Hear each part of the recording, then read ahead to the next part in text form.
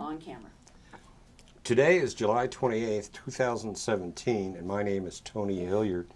I'm a volunteer at the Atlanta History Center, and with me is Peggy Hilliard, another volunteer, and Sue Verhoff, the Director of Oral History and Genealogy at the Atlanta History Center in Atlanta, Georgia.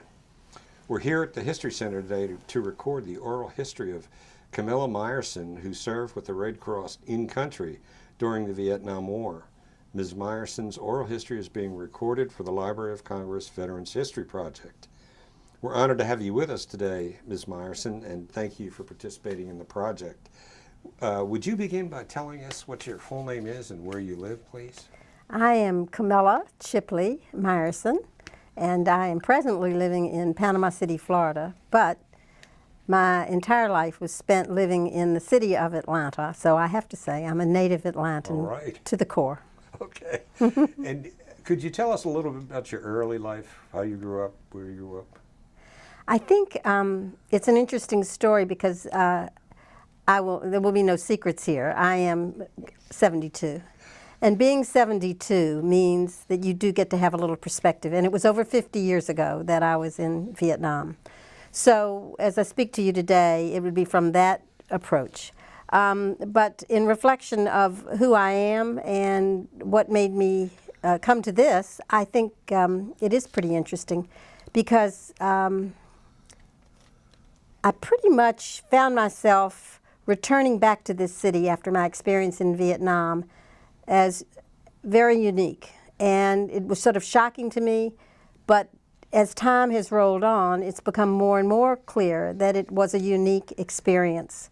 Shouldn't have been, but it really was. I was born in Charleston, South Carolina, because my dad was in the Second World War on the Franklin, the big ship, the Franklin, out in the Pacific, and he was a survivor. In fact, he was the let's see, his position title, I'm trying to remember it, but it was communications officer for the ship, and it was, kamikaze, and he was able, he jumped overboard, and he was pulled from the water 3 different times when the other ship came to survive. And so I always think of my dad as a hero of the Second World War, and he went back with the ship to port where they repaired it, but thousands were killed on that ship. So the Franklin was the aircraft carrier. The aircraft carrier. Yeah. So, and it took a lot for my dad to get in the military then, and that was the feeling. I mean, my dad was a lawyer, and always, he was a Duke graduate lawyer, very fine lawyer, and he met my mother on a blind date in New York City, and she was a girl from Louisiana, from Illinois, Evanston, Illinois, and my dad was from Spartanburg, South Carolina. And I mentioned that because Westmoreland and General Westmoreland and my dad were camp counselors together at the same camp that went on forever and still does up in the mountains of North Carolina. But I thought that was a coincidence. But anyway, my mother and dad met on a blind date in New York City. Dad had put a shingle out right out there on the street and said, "Law, come in." And my mother was an interior designer, and she's a Wellesley grad and had had many, many advantages and traveled all over. And Dad had traveled a lot too, and they met, and it was love at first sight, I'm sure. And so they were married in New York City. And that must have been about 1940. And at that time, my dad, when it was announced that we were going to war, he worked very, very hard to get in, and he was underweight. So he had to go back to South Carolina to be able to get into and serve in the Navy. And he was a lieutenant commander, I guess that's his position, it just came to me. And he went to Harvard, and they taught him a lot there. So in other words, that background is there for me to remember that he served in the Second World War. And he never spoke about it much at all. And I've learned more and more since, so I'm even more in awe of what he went through. But at one point in New York, they decided, okay, where do we want, they were just over it with the traffic and the people and the crush, and they said, where do we want to go? And they picked Atlanta. So Mother and Dad came here and started out. And so I was born, actually Dad was in the Pacific, so I had to go back to my dad's hometown in Charleston at that time, Charleston, South Carolina. I was born at the Naval Hospital. So that's just my background in that regard. I grew up with many, many privileges. In fact, I guess all the privileges one could have in this city of Atlanta. Luckily, I got them, and I look back on that and a perfect youth in a way. I went to R.L. Hope School, which is presently Tower Place in Atlanta. I rode horses at Lenox Square. It was a deep woods. And we grew up, my mother being an interior designer, she chose a old schoolhouse on Peachtree Dunwoody Road, which is still standing. It's one of the oldest houses. And it was the oldest school, and I think it had been a black school for blacks, so it's going to go on the historical register at some point. And so she turned it into a really wonderful interior designer's home, and that's where I grew up for the first 11 years of my life. And I can remember going to meeting my friend who lives through the woods on Wyuka, and the two of us walking to the corner of Peachtree, where now there's a 36-story skyscraper, and standing under the tree waiting for the Oglethorpe bus that would take us to downtown Riches so we could have lunch at the Magnolia Room, wearing our gloves and our little heels and choosing which lipstick we were going to buy at the Riches. So that was the youth. I went on to Westminster schools for high school and got a superb education. One of the things that I'm always looking back, my mother was involved in everything in the city. And I had 3 other siblings. So there were 4 of us, and literally we were raised by a wonderful woman named Annabelle. And Mother was very busy giving her life to the city, and she did. And she did things like all the organized garden clubs of Atlanta. She was responsible for having trees put up and down Peachtree Street. She was very involved at the History Center, getting it evolved and going. She was a docent at the High Museum of Art, which was just a little building at one point. And very active in the church. And so I was a Brownie and a Girl Scout, and Mother was in charge of all the scouting in Atlanta. I was a bell ringer at the church, but piano player. I took piano lessons forever. But I think the thing that's always been the strongest suit was that I was always a dancer, and I danced for almost 30 years of my life. So as a ballerina, I studied with Ruth Mitchell Dance Studio, and I was a member of the troupe, you know, the whole group. And my life circled around that. But upon graduation, I went to school in New Orleans, Sophie Newcomb College, and got my degree in French language and literature. I went abroad for 2 years and studied in France, and spoke French fluently, and came back, graduated from Tulane, Sophie Newcomb. So that sort of puts me where I am now, except to give a forward thought, I think the idea of having been in the cotillions and the debutantes and doing all of that, all my friends here in Atlanta were privileged too. And when you live abroad for 2 years, you come back to this country and you begin to see things a little differently. So I think that really had an impact on my life. I became much more interested in this country and looking at all parameters from a different angle, and was very introspective when I finished my degree in French literature my last year.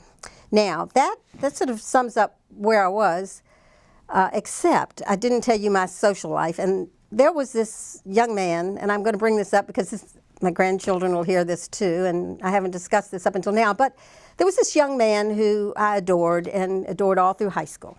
And then he went off to Woodbury Forest, and it was a at-distance romance. So then he went to the University of Georgia, and he would come home, hitchhike home to Atlanta for dates on the weekend with me, and we would have a wonderful time. We got in a very big fight. I was the end of my senior year. It was the end of his freshman year. And it was a discussion, whatever it was, instead of returning and hitchhiking back to Georgia, he decided to go sign up for the Air Force. And he signed his name that next morning for 4 years in the Air Force. Well, that was really a surprise. So I went on to college. I went my years abroad. We still kept up pretty well and whatever. And in those 4 years, I would be going to fraternity parties or big football games or weekends here or there. And here he was in the Air Force he ended up going into weather, but he would write me these long epistles. He was an extremely good writer, and he would say things like, my best friend's just been called on the draft, and he's going to Vietnam, and he has 2 kids and whatever. So there was this drumbeat going on, and that's where America was at this time. There was, everything's perfect here. There are nothing going on. And then there were those who were called up by the draft, and they're going to a whole nother world. And it was hard to merge the two. And I think that's where we are now. I think we're there again, merging the two. There's such a small percentage who are going and doing the fighting for all of us. And I just don't know how the young people are reacting who are sitting back here. They're probably going through what I did. So I began thinking of those 2 angles. And when I finished college, I had to come back and start working. And the first job I chose was to be an interior designer for Macy's. And so I took over the whole floor of Macy's. That was when it was downtown, and I did all the rooms and decorated each room. And after about 6 months there, I said, you know what? I was working with a group of people, and they were just not real friendly, and it was a difficult, and I said, you know what? I can't see my career being this. So a good friend of mine who I'd gone to high school with said, Camilla, I'm getting married, I'm moving to North Carolina. Why don't you take my job? So her job was to assist 5 brokers at Merrill Lynch, Pierce, Finner, and Smith.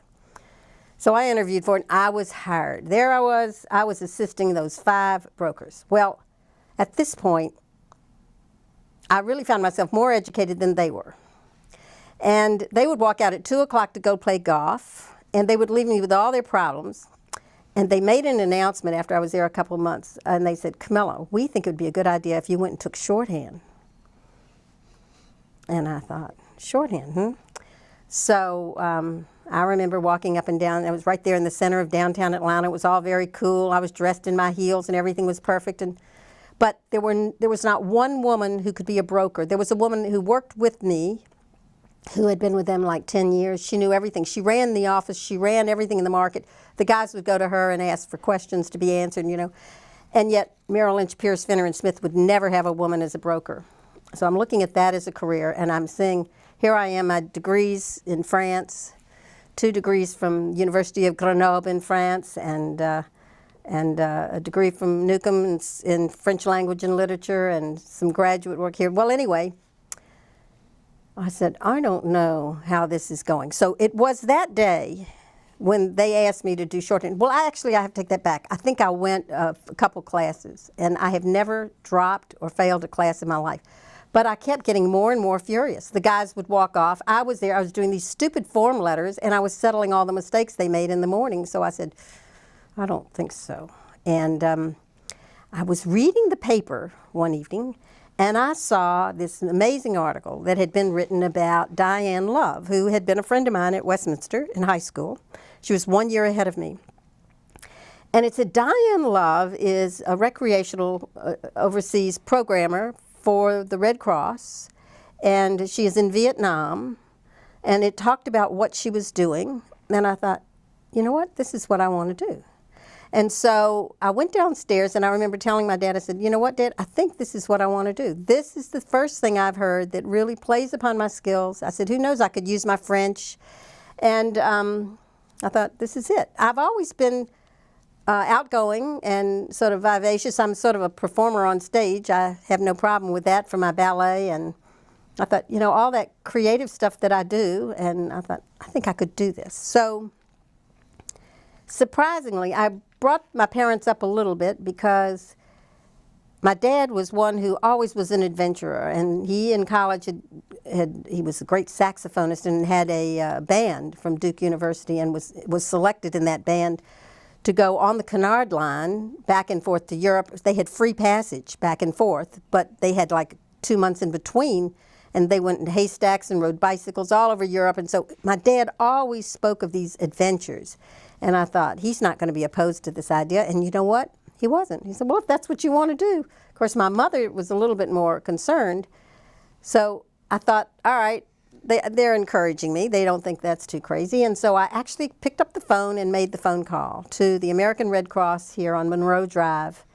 And they invited me to come in, and I had a series of interviews, and you had to be selected and whatever, and I was chosen, and I really felt that was an honor. Now, it was volunteer, but you would get paid a stipend of some sort, and I look back now at the numbers that I was paid, and it was like nothing now. But then it was probably one of the first paying jobs, and you had free benefits, and a free uniform, and you had travel you could do later with the money you saved. So I said, this is it. And they accepted me. So I think it was probably in January I went for the training in D.C., which lasted about 2 or 3 weeks. And it sort of, if you all remember, I brought up this boyfriend because it almost was like I needed to do this. This was what our generation was doing, and I knew I was leaving behind a life, but I had lived away from home for 2 years already and away at college. And every time I would return to this city, I realized it was slightly provincial. It was slightly provincial. It was more and more provincial. All the guys that I had known growing up with were still out there drinking and partying, going to football games, and I was way beyond that. And this one guy was the one who kept bringing reality right to the fore. So I've never told him, but he must know that really was one of the reasons. And there he was. He dropped out 4 years, and I knew he was going to end up being a great lawyer. His grandfather had started the American Bar Association, so I guess it was in his genes, and it was pretty clear the way he wrote and thought that he was going to be a lawyer. And he would have had to finish college when he got out of Air Force and then go on to law school. And I said, well, I got a year or so I can kill. So I'm going to do this. And that is why I think I ended up saying, I'm going. Now, what would be a question that you all would want to know from this point on? I've now landed, I found myself in D.C. It required all the shots that the men got. I had all those yucky, they made you sick. Half the time we were there, none of us were feeling very good because we were so overwhelmed with these shots that we had. The same one the military men had to take. And we were going abroad for 1 year, just like the men. Their tour was 1 year. And we were going to be facing the heat and the dirt and the grime, and we were going to be out there in the forward areas like the guys. So I knew what was coming. So you knew at that time that for sure you were going? I was selected, yes. Okay. And so I should mention that when I was in D.C., my class was like 12 girls. There were a total of 627 girls who were donut dollies during the entire Vietnam War. And when I went, the program had started in 1965, and I think it had 2 clubmobile units then in country. And it had been, if I could say this correctly, I would, but the military requested of Congress that the Red Cross provide for the military this group that would go out into the forward areas, in the combat areas, and be a morale booster and to support the troops. I can list all the different things that we did, but it was a request to Congress, and Congress granted that, and that's what started this particular program in Vietnam. There had been something similar to it in Korea before, and in fact, some of the girls that I was with when I first landed and in my first assignment had been in Korea and come over to Vietnam. So it was a program for being the representative of the American woman. We were to be the image of the big sister, and we were, because we had to be college degreed, and then they had other criteria. There had to be some sense that we could handle the leadership roles and be creative and work with the guys. But I was, I guess, by that time 23, and the guys who were serving and were drafted were 18. So I was a big sister, and there was that sense, but we weren't too old that we didn't relate to them. So you're saying when I got there, to be selected in this program was a real honor to be selected. We trained the 12 girls, we trained, and one thing I always remember, this must tell reams about who I am, but out of 12 girls that we were with 3 weeks in a row, and they were watching. They wanted to see how we got along with each other, and they had a lot of group sessions, and we were being taught quickly to know rank. We didn't know rank. Nobody had come from military, so we were totally oblivious to all that. But we had to be able to know the basics and know who you should speak with, and when you were considered an officer. We were officers in rank. But there was this girl, I always remember, she was from Memphis, I think, but her name was Camilla. Well, I never had met anyone else who had my name, and here I was. There was another Camilla in my group, and I always remember thinking, that's really strange. I don't like this. They'd say Camilla, and we'd both answer, and I thought, this is... So anyway, the training was adequate. We had to wear uniforms. They were powder blue uniforms, and I hope you will get a chance to see that. I could not wear that today for you all because I'm not the same size. But we had a dress uniform. We wore the heels, and we had a hat and gloves, even gloves. But when you get in country and the temperature is 105 or whatever, and the humidity is unbearable, and you're in and out of jeeps and going through the dust and the dirt, and you're right with the troops who've been out all night long and have come back, you know, it's pretty much surprising. So we did our best to look our best, but it was tough. What was the time frame you went over there? I went over in, I think, January of 1967 was when I think I went to D.C., and I'm not sure the date I landed in country in Vietnam, and I stayed through September of 67. Let's see. That experience of going over on the plane was extraordinary. It's a long, long, long trip. I remember that. And we landed in Saigon, Ton Son. I was looking over some notes, some letters that I had written in describing this experience to my parents in a letter. And I can tell you that I'm still reading those letters, and they're fascinating to me. But what strikes me is this very amazing glow I gave to the whole event and everything that was happening, and my reactions. And I'm reading this letter that I wrote to my parents. Just the other day I read this, and I'm looking at that 50 years later, and I'm going, it is remarkable to me that I made such an effort. It must have been my naivete, or it must have been just this point in life where you take the very best and you put it in the context of the life you've had, and you react to it in a way that is very, very optimistic, positive, and I went that way.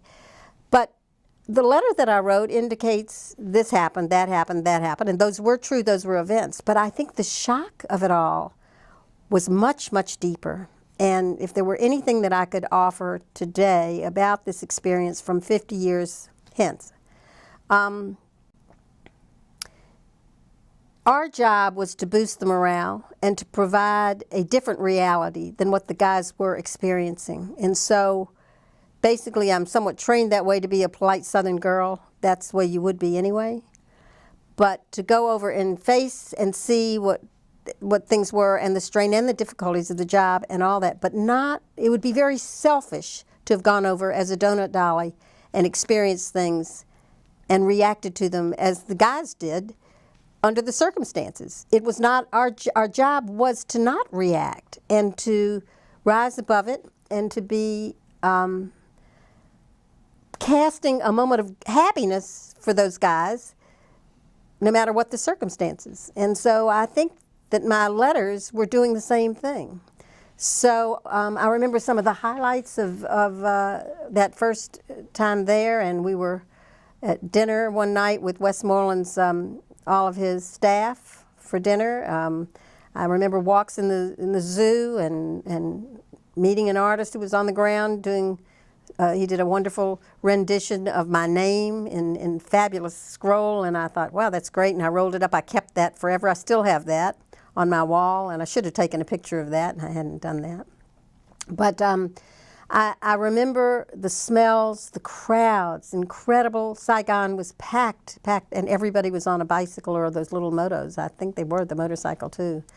I found it exotic. I had never been to Asia, And although having lived abroad, I was able to use my French. If you know, the Vietnamese people had been ruled by the French before, so many people still spoke French. And so I could get around a little bit that way using my French. But we weren't there for very long. There was loud noises. There was danger. I could tell that. And, you know, you try and pick up from the people you met what's going on. So there was quite a thrill of all of that.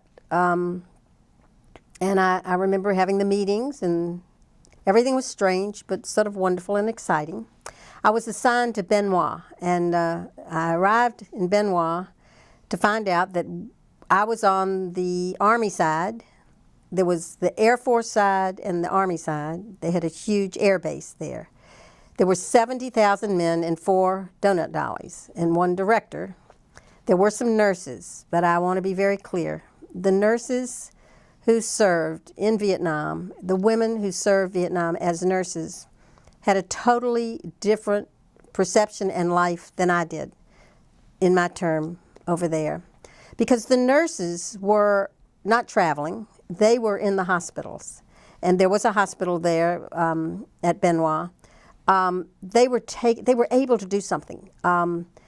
Their lives were situated there, so it wasn't like they had free time to get out and see the sights or do things.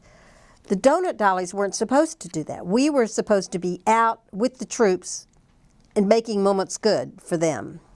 And so when I would go into a hospital, I was always just aghast at the things I saw and the horrors of the conditions from awful things that had gone on in the war.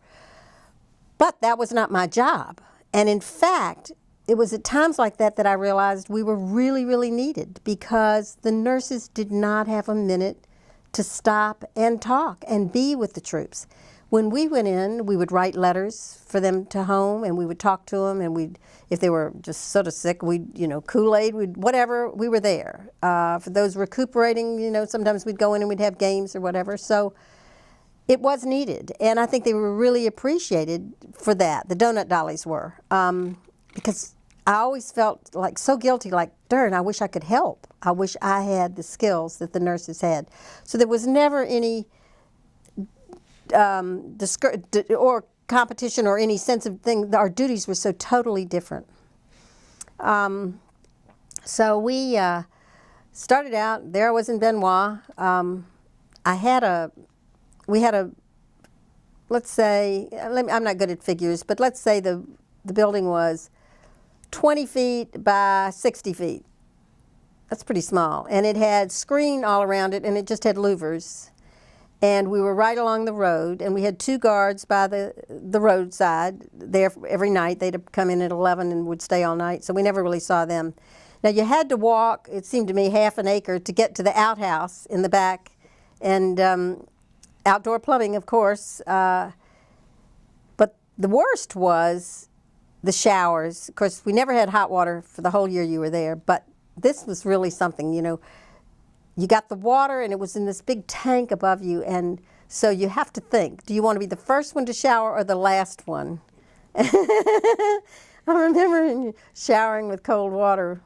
And speaking of that always was a big issue. We would go out in the forward areas, and there were no facilities for women. And so you had to clear the decks, and all the men had to go, or they'd put up curtains, whatever, anything, and that really became an issue.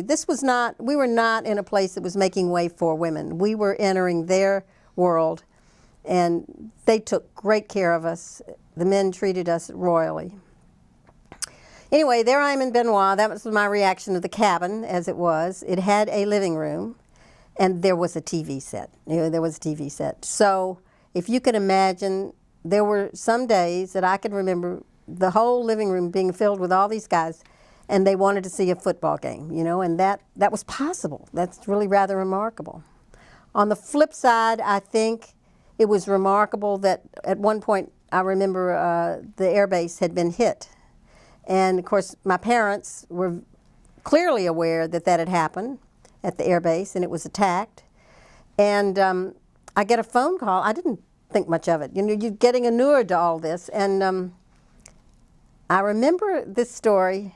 My dad, 2 in the morning, the phone rings, and it's gone through all these channels, and there's this call, and you know, it's like, okay, are you all right? Is everything okay? We want to know. And I said, yeah, we're fine. It's okay. It was over there. You know, it was like it was on the air side. It wasn't on the Army side. So how was that? Maybe a half a mile away. So for me, that was pure, you know, that was distant. But my dad was saying, okay, so did you have a bunker? And I said to him, I said, are you kidding? I said, he said, how high is it? And what did you do with that? And you go to the bunker? I said, well, no. And he said, what? You didn't go in the bunker? And I said, Dad, I said, you have to crawl into a bunker in the dark and go down into a hole. And I said, there were going to be spiders in there. There is no way I was going to go in there. And when I said spiders, of course, I reiterated this at some other point, and that was when everybody laughed, because spiders, pronounced in the South, is spiders, not whatever else you'd say. And so they thought that was funny. Not my dad. You didn't go into the bunker and there were rounds? He said, could you see them? I said, yeah, we could see things going overhead. So there's a naivete there, believe me. But I thought, you know, there were spiders in there. Can you imagine what other creepy crawlies? Let me remind myself, the other horror that comes to mind is we each had our own bed, and it required a mosquito netting. And so when you woke up in the morning, the first thing you did, besides make your bed, you immediately covered your bed so that you wouldn't get in the bed with the mosquitoes. But no one had reminded me or even mentioned, except in the Bible, about plagues. And there was the Locus Plague, and they came through those locusts. And if you don't know the size of a locust, it's like that.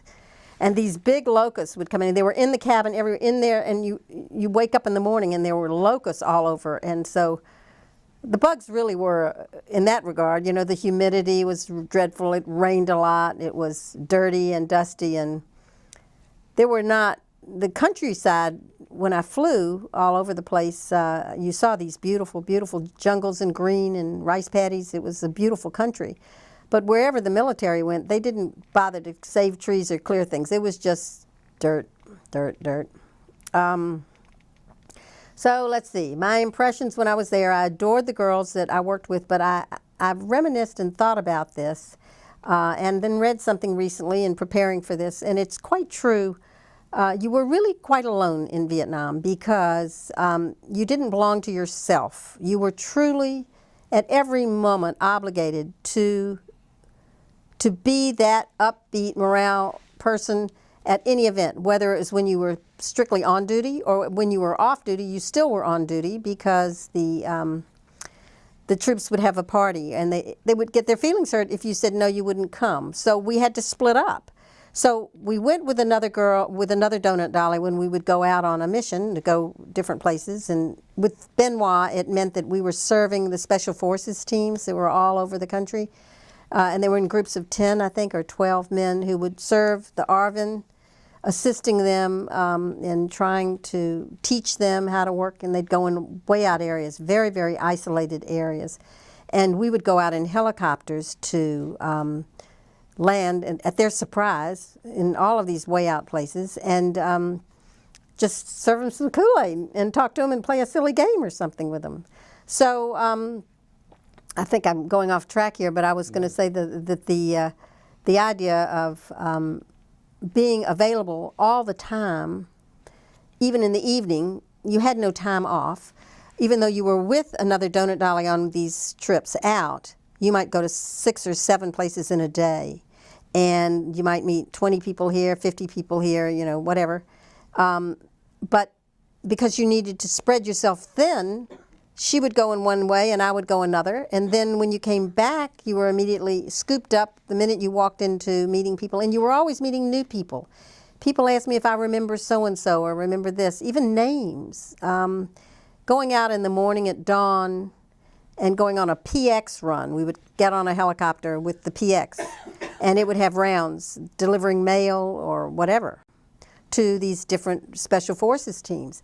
And the names just dribble on, and I can tell you I can't remember exactly where I was, but we did go to 3 Corps area in the Delta, from Benoit, and there were many times that you didn't have time to contemplate much, so you were constantly it was very exhausting. Nothing compared to what the guys were doing, but the interaction with the men always gave you energy because they were wonderful. They were wonderful. They were the best of America, and I say that even now. We lost our wonderful, wonderful young men in such vast quantities, and these were the guys who had smiles on their faces. This is 1967, and they were there to serve. And this was the 173rd Airborne Brigade. This was the Special Forces teams. They were serving the people in those Special Forces teams. You know, they were out there isolated. They were taking care of people. They were teaching them new skills. They were teaching new farm things. They were really being effective. It was somewhat like the Peace Corps in a way. That was their mission. And at the same time, they were training these people to defend themselves. And they were isolated, those 10 men alone, having to fight when they were attacked. And it's not like they had a strong force there to help them. It was them and the people they were training who were going to have to defend themselves. They were very brave, and they were the best.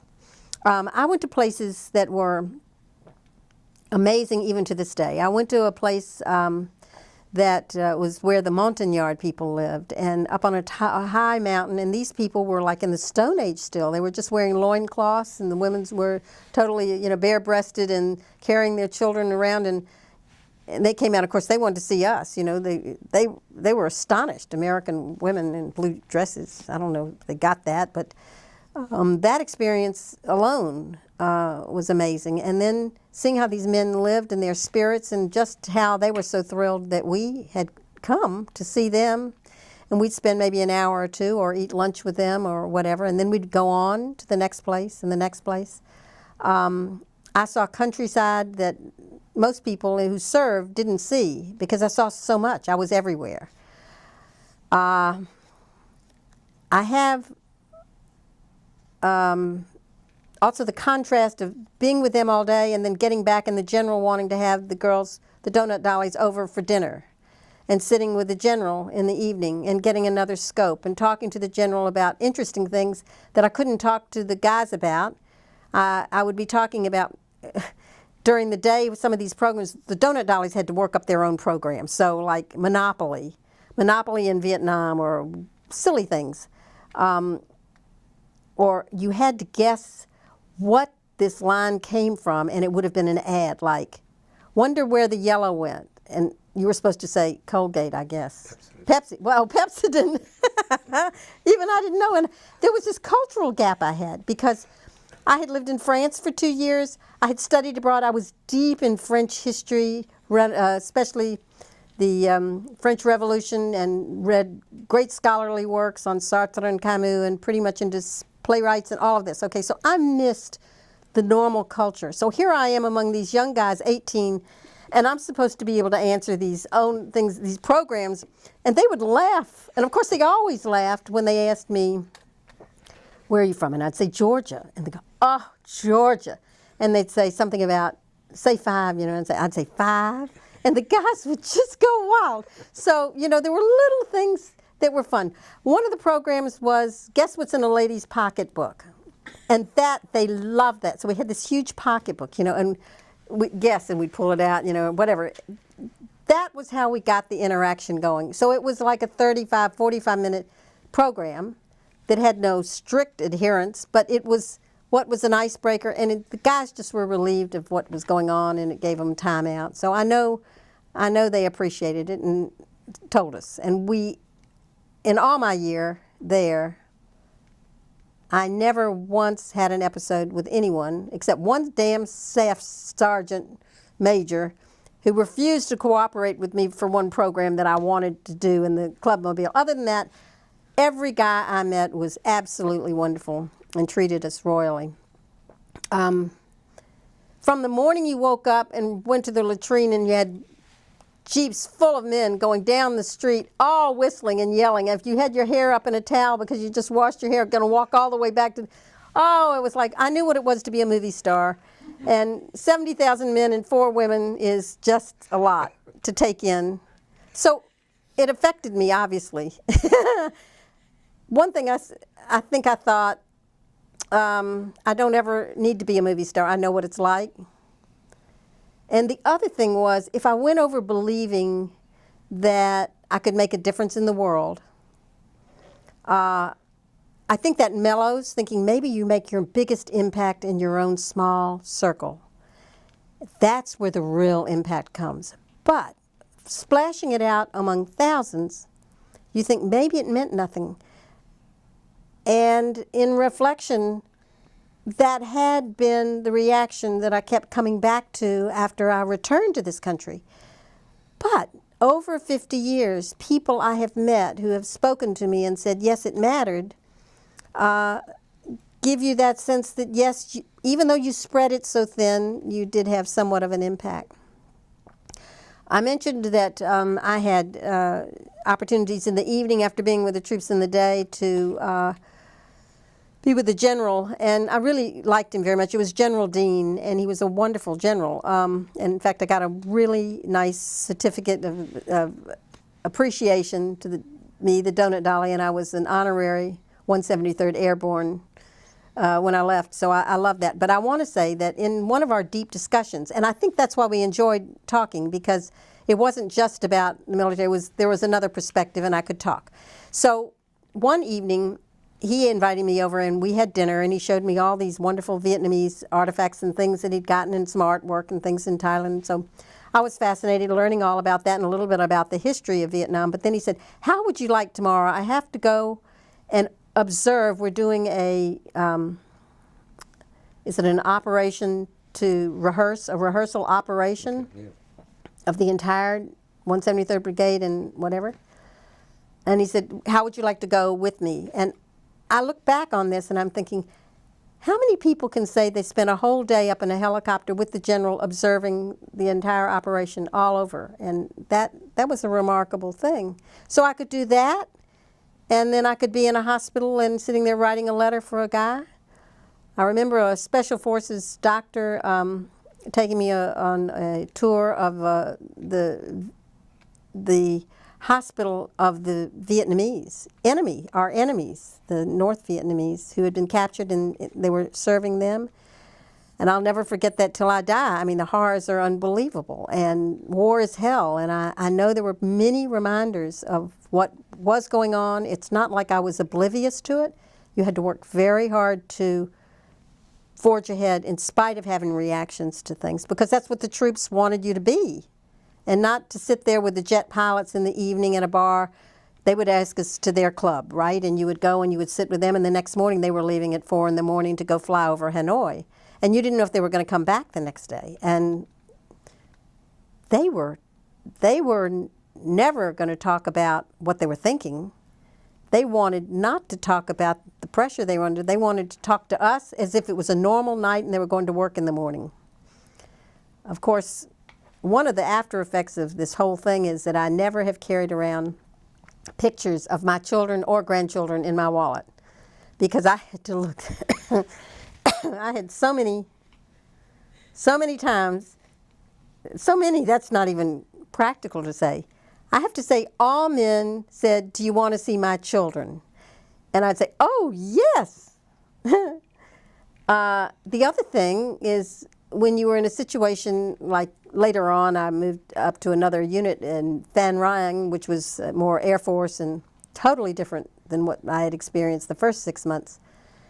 And in Phan Rang, it was things like Garden of the Month, and we had this great training. We had this great center, and we'd have stage plays, and we'd have snake shows, and we'd have saxophone competitions, and we'd have bridge tournaments and things. Well, every day there'd be someone say, oh, come on and play bridge with us. I'd say, I don't know how to play bridge. And they said, we'll teach you. I said, no, I knew. If I said I knew how to play bridge, I would be stuck in a corner forever. I was reading my notes. Some of the programs were things like having judo classes or having yoga classes or having art sessions or whatever. It was anything you could come up with to entertain troops up north in Phan Rang, because they had the more boring jobs every day doing the same thing every day. So they really wanted that. All right, now let's see. Back in Benoit, I told you about one experience there at with the Montagnards. And I do have some pictures of being with the Montagnards that I haven't shown you, and that's cool. Well, one time, there were always these experiences, but the men never wanted you to know if you were in any danger. In fact, they always said, no, the Viet Cong only come out at night and you're safe. So that was their goal always, to make us feel safe. I was reading this book that has come out called Donut Dolly, An American Red Cross Girls' War in Vietnam by Joanne Puffer, who was with me in Benoit. And tribute to her, this book came out probably the last 6 years. And the tribute here is great because she took copious notes and was very, very accurate in what she did. And she served first in Korea and then came to Vietnam and was in Benoit. And I'm reading this book, and it's 50 years after the fact, and I'm reading things, and I'm amazed at what she remembered and how she remembered it. It's her interpretation of what went on. I had a different kind of, different sense, but then I've forgotten so many things. But one of the things that really interested me was that she spoke of, well, the day that James Garner came, and we got to spend the whole day with James Garner. And there is a picture in here of me standing with James Garner, which I adore. And I found him to be the most outstanding man. And he had served in Korea, and he had a Purple Heart, and he understood. And he spent the entire day wanting to go and be with the troops, and they just thought the world of him. Henry Fonda came, and he was drunk the whole time, and I found him miserable. And then to add to that, we all know about Jane Fonda, so that was where that was. But I thought it was remarkable that I also spent a day with James Fonda and Henry Fonda, and that was so totally different. So that's in this book. But now there is this other thing that she writes about, because she had experiences, many dangerous. Maybe her perception was better than mine. But I was new in country when she was about to leave country. And she writes this whole story about going on the PX run, getting permission to do that. And that meant that we would go out in a helicopter very early in the morning, and we would go to 6 places maybe, and mostly Special Forces camps, and go to all these different spots. And we would serve Kool-Aid. We'd get out, and they wouldn't know we were coming, and they'd be very surprised, and we'd deliver their mail. And it had been a great day. We were at this one spot that when we landed, we were on the top of this mountain, and I promise you, the helicopter had to just come down. There was only room on the top of this mountain for this helicopter. I mean, you'd look down on the cliffs on either side, and the troops were right up there at the tip of this mountain, the Special Forces team. And we spent time there, and then we left and went to another unit and another group. And we began to notice the weather was turning really badly. And so it was getting to a certain point where we were at this place, and the pilot says, I don't think we can leave. The weather is really looking badly. And it became sort of a difficult decision here, because the pilots realized how bad the weather was going to be. Thunderstorms turning black. They had 2 donut dollies out far away from Benoit in a Special Forces camp where they really couldn't be protected. A helicopter was quite evidently there as something that the VC would really want to follow. And I was there with Joanne, and Joanne's going, I don't think Camilla has any idea. And I thought, well, it's okay, we can stay here tonight. I thought, that'll be fun. And Joanne's rolling her eyes, and she's realizing that she's got to make the decision, because as a civilian, the civilian has to make the decision. The military does not make the decision over the civilian. And it would have jeopardized the lives of the pilots and the whole crew who were there protecting us.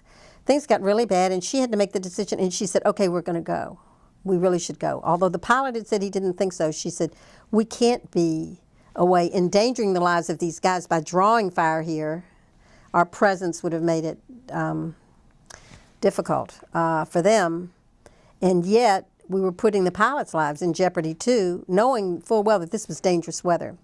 In hindsight, I can say I married a captain with the 173rd Airborne when I returned to Atlanta, whom I had met in Vietnam, and he was a pilot, and we had private planes.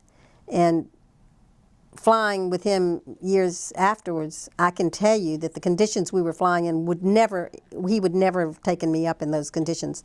But these two guys were wonderful, and they agreed, and they set out, and lightning actually struck our helicopter. But as she explains, the Farragut, I remember that. I remember it was really scary, and it was like an hour and a half flight to get back. And I remember in this book she describes the Farragut cage effect. If it had hit the blade, we would have really been out. But because we were surrounded by metal, we were okay. But the entire ship up in the sky went dark, and then it blinked back on, and we continued, and we made it in the pitch black dark and we flew with no lights on because you didn't want to be noticed flying at night. Donut dollies were not supposed to be out beyond, we had to get back before dark. So she explains that in this regard, and I'm looking back on it. To me, it was an exciting day. But for her, she was very short. Short meant you were coming to the end of your tour. And she was from Minnesota and a farm girl, and she did a great job in all that she did. But she was tired. And she saw this and realized what a dangerous situation we were in. And I really commend those pilots for getting us back. And I'm sure they probably would rather have not and would have stayed to be safe. But anyway, that was another adventure. So let's see. Before you go on, can I ask you a question? Mm-hmm. The title of the book is Donut Dolly, and you've all accepted that designation as a donut dolly. Yeah. Where did that come from? In Second World War, the American Red Cross sold donuts to the troops. That was supposed to have been a very negative thing. They weren't supposed to sell, and there was a backlash, I think, in the States that they even would have sold them. And we were taught in D.C. when we were in training that isn't exactly what happened. There might have been some who were charged, but they weren't supposed to have been. Generally, it was free donuts from the Red Cross. And the troops met those donut dollies in all throughout Europe. And you can talk.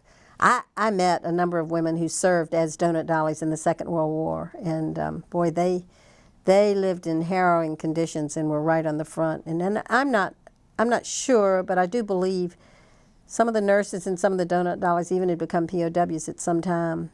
So they really served in a beautiful manner. But that was the origin of the term donut dolly, and we never served donuts. We would do Kool-Aid. And we had the opportunity at one time to go to the rubber plantation with the 173rd Airborne Brigade, and I will never forget this. We arrived, dawn was breaking, and the troops literally were out in this rubber plantation, and they were shaving, they were getting up, and they had been out, and they had literally been in battle. And when the commander had said, we want to bring out the donut dollies for morale, we came out there, and we came out and served them breakfast in the morning in the rubber plantation. And I remember that. There are probably pictures. In fact, in the disc that I have, there are pictures of us at the rubber plantation. And that was a real morale booster for all of us, because for us to be allowed to come into the combat zone. I mentioned to you, but I don't know if I've even said it, but as I said, my father had been a camp counselor with General Westmoreland. And it was General Westmoreland who had been the one who sought for the donut dollies to be allowed to come into the combat forward areas. And reading that tie-in, and in a perspective of 50 years later, I'm glad to see that we showed we were capable of being there, and how much we were needed for merely raising the spirits of the troops, and that it was as valuable doing that as it was to have served in other capacities. That has taken an interesting thought. when you got back to the States, and for, I would say, as I told you all, 28 years before the first group of donut dollies ever came back together again for a reunion, I think we came back and we sort of withered and floated around in our own world, believing that what we had done was so insignificant to what our military troops had done. And I think it's really, really nice to look back and see that it was appreciated and it had some need.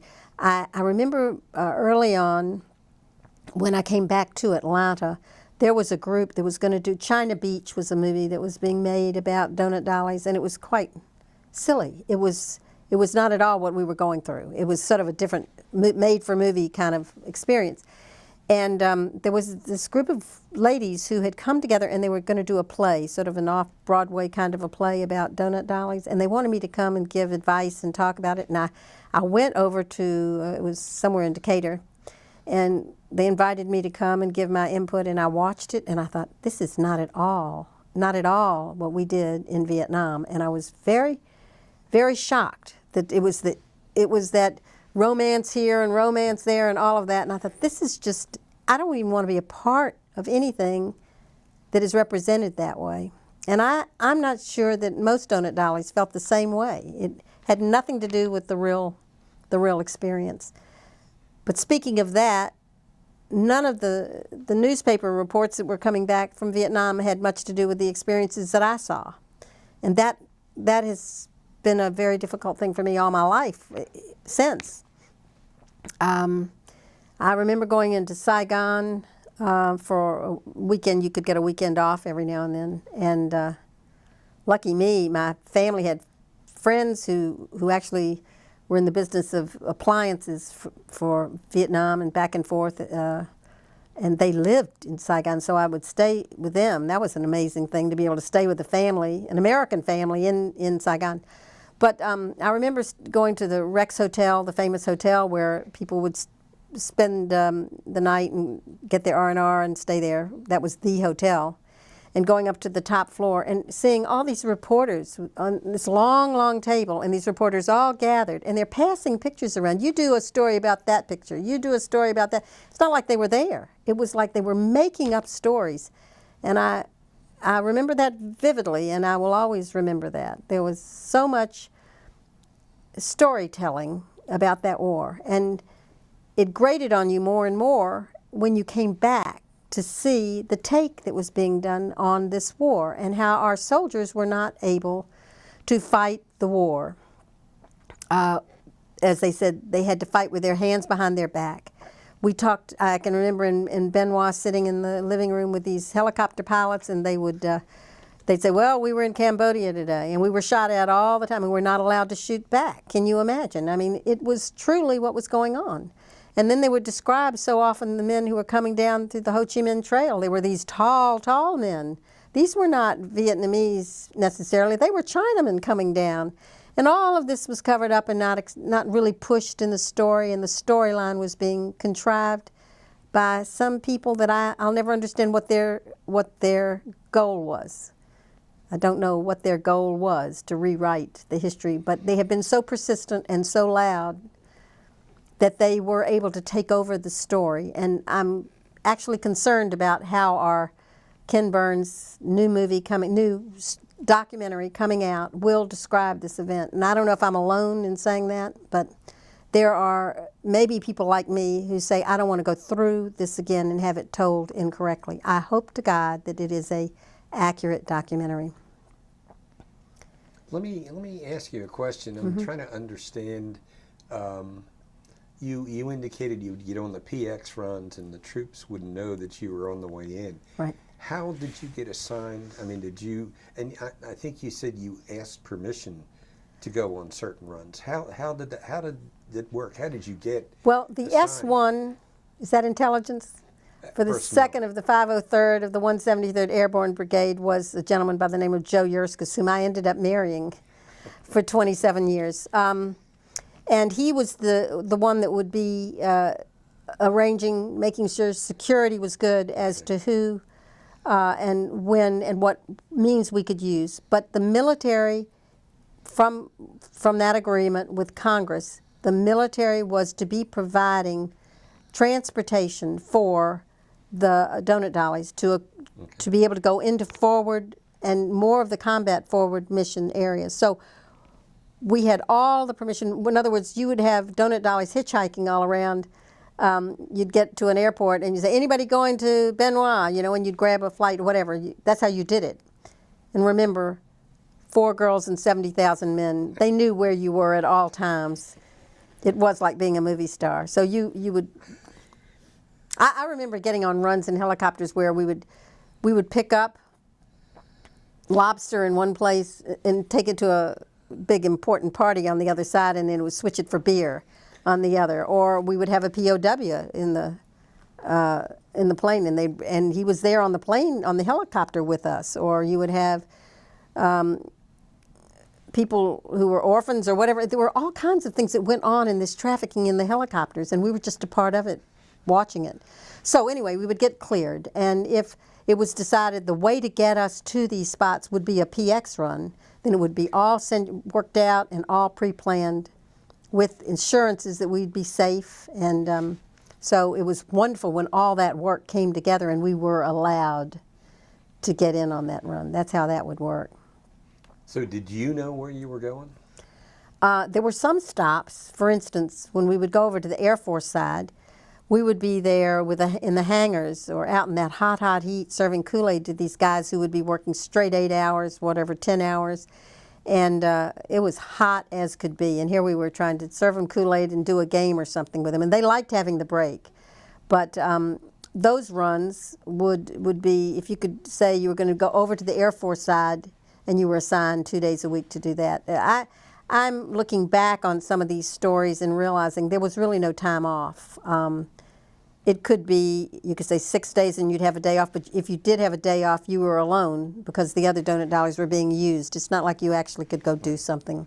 In Benoit, we did go into town every now and then for lunch, and I can remember all the geckos on the wall and eating Vietnamese food. Oh, and I remember going to a fabulous banquet put on by the Vietnamese.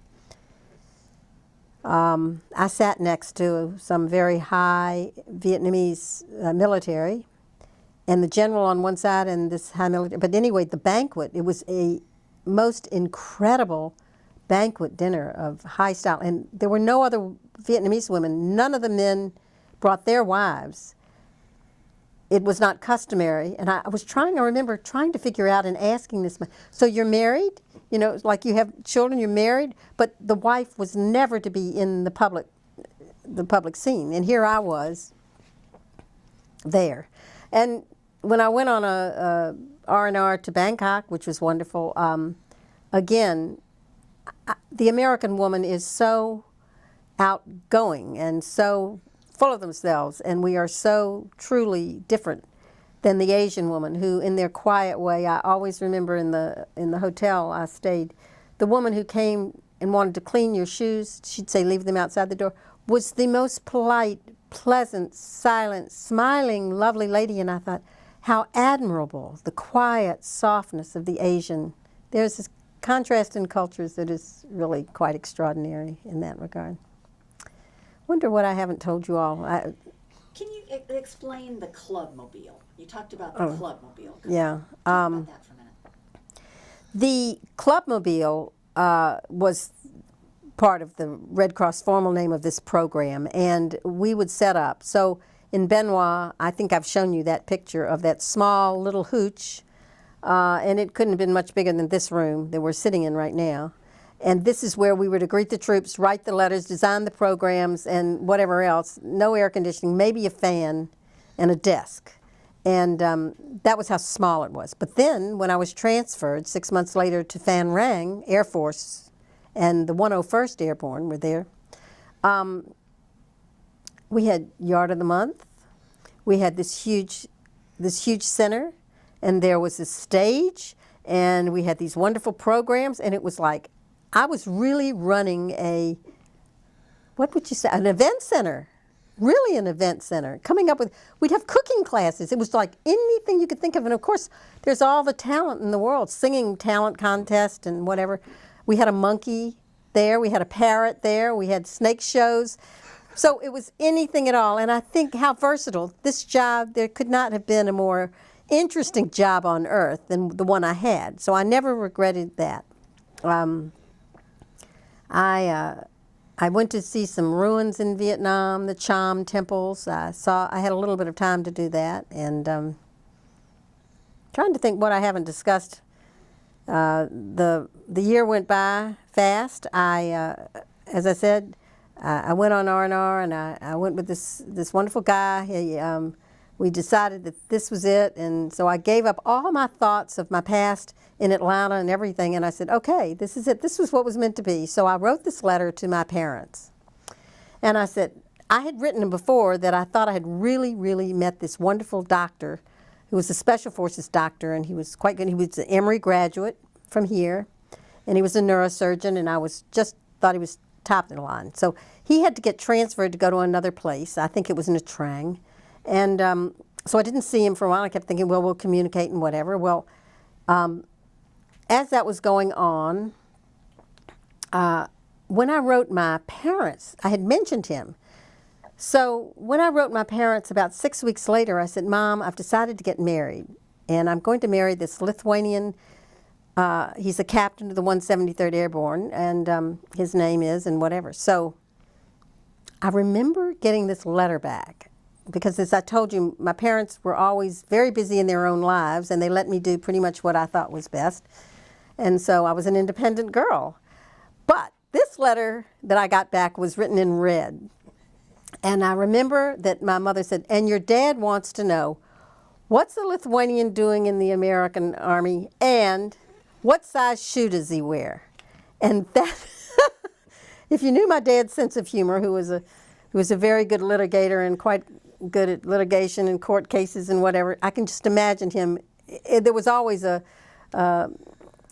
the dinner table, as I was always growing up, you always had to defend your opinions and you had to give details, and I'm a pretty general person. It would drive him crazy. You know, I have this ability to talk and not get to the point, and they keep saying, get to the point, get to the point. So his response of, what size shoe does he wear, was about his comment. And I do look back on it and I say, how did I make that decision? But I gave up a lot in doing so, and I wonder how well I knew him. And I think you do get to know people in a totally different way in a Vietnam conflict like that and at war. But I realized also that when I got back, I didn't realize that he was quite so serious as a pilot, and that he had his own plane, and that he was really, a background was engineering. I had been very interested in learning about his family, and I went, in fact, to meet his family before I came home to my own family when I was returning from Vietnam. So his mother spoke 5 languages, but they had fled Lithuania. They had been in a DP camp for 6 years in Germany, and his father had taught languages and to our American troops in Omeramagau, and had been responsible. His father had been responsible for getting thousands of people out of Lithuania when the fronts changed after the Second World War. In fact, they have a museum to his father, and his father set up all the radio communications and put a tower in the Eiffel Tower, and was the first radio communications.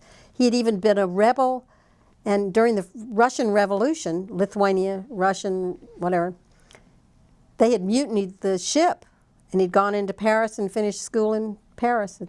All right, that's an amazing story. I was really amazed at this guy, and he was a wonderful captain. He was a wonderful leader, and the troops loved him. And I said, this is the guy. He's mature. He handles crisis well. So it was a real surprise. And when I came home, I explained it, and they said, well, you'll have to wait a few months before you get married for sure. And I said, well, all right, that's reasonable. And we were married at the end of December, and it was a huge wedding here in Atlanta. 950 people. There you go. And the event took place, and I had married a Lithuanian captain, 173rd Airborne Brigade, and we've had a crazy life, married life afterwards. I think having someone who'd been through that experience like I had helped. He'd had 2 tours in Vietnam, and very much an entrepreneur. we, for many years, did the real estate, commercial real estate, and then I taught French for a number of years in the private schools here in Atlanta, at Pace Academy and at Galloway. We had two sons, two wonderful sons, and they have grown up to be very successful men. One is a preacher in Jupiter, Florida, and the other is in medical sales in Dallas, Texas. And I have 5 grandchildren, so all has gone well. But I think one of the things maybe I haven't discussed, I've done about Benoit, and I can tell you a little about Phan Rang because it was more of a different kind of mentality. It was keeping men busy and active in thought, not at all troops who were actively engaged. But coming back to the States after that event, flying home with the troops in my uniform, getting out of the plane, the first thing to do, get off the plane just like the guys, go to the ladies' room, change and put on civilian clothes. Wow. Go to check out or whatever I needed, and I go to the front of the line like I always did. I was always first in line. You never waited. You were the donut dolly, remember? You were the movie star. So I'm not wearing my uniform, and I walk straight to the front of the line, and everyone in the line looks at me like, who in the world is that? I remember saying, and it was like 5 in the morning at that I was in San Francisco, whatever the name of it. Travis, yeah. That was the first shock. But you were no one, and you were nobody. And for the years following, coming back in to Atlanta, we spent 1 year in Fort Knox, and he decided, I probably convinced him that maybe 3 tours in Vietnam was too much. We were offered a position to go back to be assistant to the colonel in Bangkok for a year, and I thought, wow, that'd be great. And then I thought, good golly, I'm not sure. And but we spent a year in Fort Knox, and one of the things I most clearly remembered was MLK was assassinated, and we were told that no man or woman should go off Fort Knox base in a military uniform and be seen outside of the base in a military uniform. That hit me so hard. I thought, we still have men dying over there in Vietnam for this country, and the military is not allowed to be seen on the streets of America in their uniform. So that tells you there's some deep feelings here, and they don't go away easily, and I think America really did not do service to the veteran. And I came back here, and I looked forward as a donut dolly would, and I forged ahead. The reality was not the reality, but the reality you needed to perform was like a Southern lady and continue on.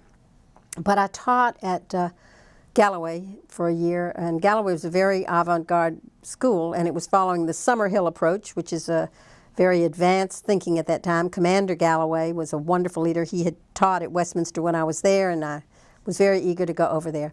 But it was a school that had only 3 rules. I can't remember the third, but one was you couldn't smoke in the classrooms. You couldn't smoke in the classrooms. You had to wear shoes, and there was one more, okay, but I can't remember what it was. 3 rules. And we taught with the idea that you experience learning, and so it was a new way of thinking. But the kids looked slobs. They looked like they all had long hair and ripped jeans, and they all were wearing, I promise you, they were wearing Viet Cong, they were wearing Viet Cong flags and paraphernalia and whatever. And that was really, really hard to accept that. In fact, the graduation that year I taught at Galloway was conducted. We passed bread around and sang love songs together. Coretta Scott King led the thing because her sons were there at Galloway School. And I thought, this is just the craziest thing I've ever heard. You know, this is like La La Land. Our country was in a very strange situation, and I don't know if it's fully been remedied. I don't think so. I think the cuts are too deep, and I think that the reaction will be forever, how we treated our returning troops. I tried to carry on, and Atlanta society, as I mentioned, people would come up, you were in Vietnam? There was a little shock among the women, and then no questions, really. Among the men who served, there was always in cocktail talk the idea that I understood, and there was no one else. And I talked to many people who said they would never speak about their time in Vietnam. They just wanted to hush-hush as if they didn't want it known. But to me, they would come up and they would have deep conversations. One of the coolest things that happened, I was dating this guy after I was divorced. I was dating this guy who had a good friend. It was Brian Tate.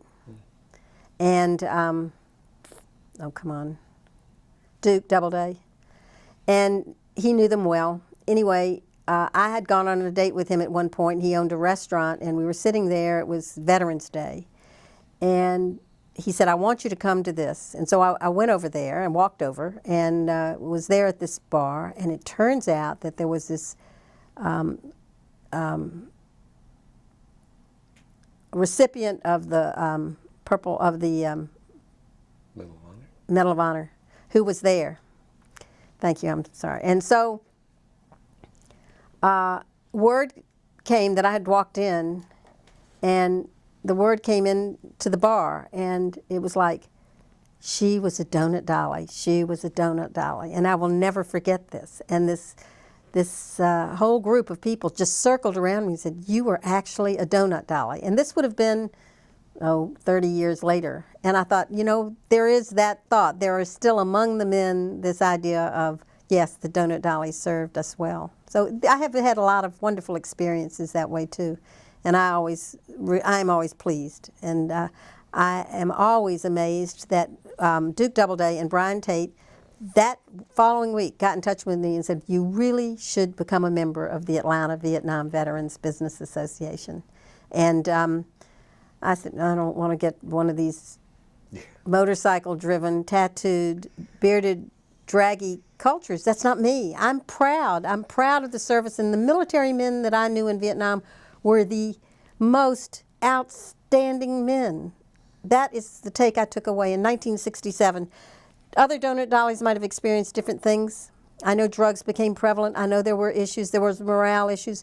In 1967, to serve with the 173rd and the 101st and the Air Force and all those, and those pilots, the jet pilots and the helicopter pilots and the combat here and there, they were the greatest. And so I was sort of very hazy. It took over 2 years for me to agree to join the AVVBA, and it's now grown to, 350 members? Yes, that's correct. I served on the board proudly for 4 years. Every year we put on a fabulous memorial with military flyovers on the second that we needed them to be flying over, bagpipes, beautiful Marine bands, and fabulous locations. And I don't know, probably 30 locations around the city of Atlanta. And now foundation with money for scholarship money, and it's a thriving organization, and the power it wields now.